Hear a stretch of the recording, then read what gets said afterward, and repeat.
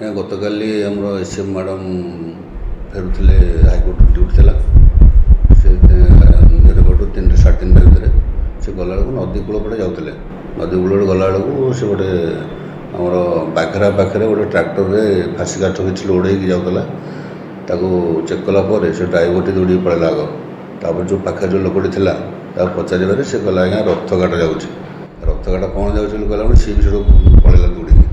ତାପରେ ସେଠୁ ମ୍ୟାଡ଼ାମ୍ ଆମର ଜଣେ ଖବର ଦେଲା ଭିତରେ ଆମ ଫରେଷ୍ଟରଙ୍କୁ ସେ ଫରେଷ୍ଟର ଜଣେ ଆମର ପିଲା ପଠେଇଲେ ସ୍କ୍ୱାଡ଼ ପିଲା ତା ପାଖାପାଖି ତା ଘର। ତ ସେଠି ସିଏ ଯାଇକି ଆଗ ପହଞ୍ଚିଲା ପରେ ଆମେ ପଛ ଯାଇ ପହଞ୍ଚିଲୁ। ଗାଡ଼ି ଆମେ ତାକୁ ରେସ୍କ୍ୟୁ କରିକି ଆଣିକି ଆସୁଥିଲୁ ଆମ ଡ୍ରାଇଭର ଦ୍ୱାରା।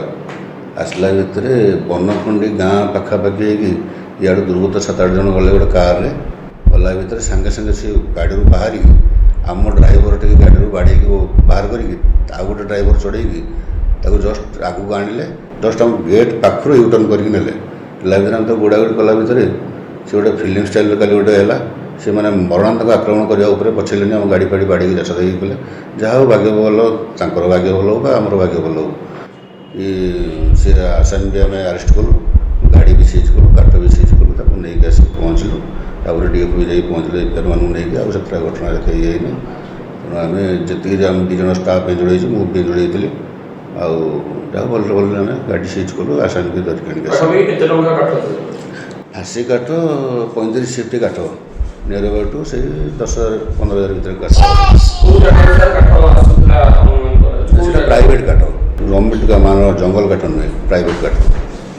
ହଁ, ପରମିଶନ କିଛି ନାହିଁ, କି କାଗଜପତ୍ର କିଛି ଗାଡ଼ିରେ ନଥିଲା। ରାସ୍ତାରେ ଏଭଳି ଅନେକ ସମୟ ଆମେ ଦେଖୁଛୁ ଯେ କାଠ ସବୁ ଯାଉଛି। ତେଣୁ ଯଦି ଏ ବାବଦରେ ଆପଣଙ୍କୁ ଖବର ଦିଆଯାଏ ତେବେ ନିଶ୍ଚିତ ଆମେ ଧରିଛୁ, ନିଶ୍ଚିତ ଚଢ଼ଉ କରିବୁ। ପ୍ରକାଶ ଚନ୍ଦ୍ର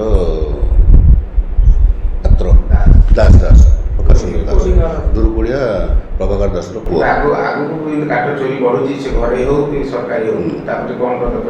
ନାଇଁ, ପରମିଶନ ନ କଲା ପର୍ଯ୍ୟନ୍ତ ସେ ଧରିଦେବେ ନିଶ୍ଚିତ। ଆମେ ଖବର ପାଇପାରୁନୁ ଷ୍ଟାଫ୍ ସର୍ଟେଜ୍, କିନ୍ତୁ ଯେତିକି ଆମେ ଖବର ପାଉଛୁ ଧରା ହେଉଛି। କହିବନି, କାରଣ ଆପଣ ଏବେ ଜାଣିଥିବେ ଦୁରୁକୁଡ଼ିରେ ଆମେ 3 ଥର ସିଜ୍ କଲୁଣି। ଆଉ 100 ମିଲ୍ ଲଗା ଟ୍ରାକ୍ଟର ବି ସିଜ୍ କରିଛୁ। ଜଣଙ୍କର ପ୍ରାଇଭେଟ୍ କାଠ ମାନେ ରାସ୍ତା କରେ କାଟୁଥିଲା, ଆମେ ଶାଗୁଆନ ବି ଯାଇକି ସିଜ୍ କରିଛୁ। ତାଠୁ ହ୍ୟାଣ୍ଡିକ୍ୟାପ୍ଟ ଲୋକ ଜଣେ, ତାର ବି ଆମେ ସିଜ୍ କରିକି ଆଣିଛୁ। ପରମିଶନ କଲା ପରେ ସେ କାଠ ପାଇବେ କ'ଣ କରିଛି ଅଲଗା କଥା। ନାଇଁ, ପରମିଶନ ତ ବହୁତ ଲୋକ କରୁଛନ୍ତି। ଆଉ ଯିଏ ଚୋରିର ମନୋବୃତ୍ତି ଯାହାର ଥିବ ସିଏ ଏମିତି କରିଥାଇପାରେ। କିନ୍ତୁ ପରମିଶନ କଲେ ଟିକେ ସାଙ୍ଗେ ସାଙ୍ଗେ 7 ଦିନ ଭିତରେ ବି ପରମିଶନ ଦିଆହେଉଛି। ଲୋକଙ୍କର ଏଇଟା ଗୋଟେ ଭ୍ରାନ୍ତ ଧାରଣା ଯେ ଆମେ ଦୌଡ଼ି ଆମକୁ ଚପଲ ଛିଡ଼ି ଯାଉଛି, ତା ନୁହେଁ। ଯିଏ ବି କରୁ 7 ଦିନ ଭିତରେ ସେ ଅର୍ଡ଼ର ପାଉଛି ଟେକିବା ପାଇଁ ବା ତା ନିଜ କାମରେ ଲଗାଇବା ପାଇଁ। ନା, ଗୁରୁତର ହେଇନି ଆଉ କ'ଣ, ମାନେ ମରିବାକୁ ବଞ୍ଚୁଥିଲେ ଗୁରୁତର ନୁହଁ ଆଉ କ'ଣ।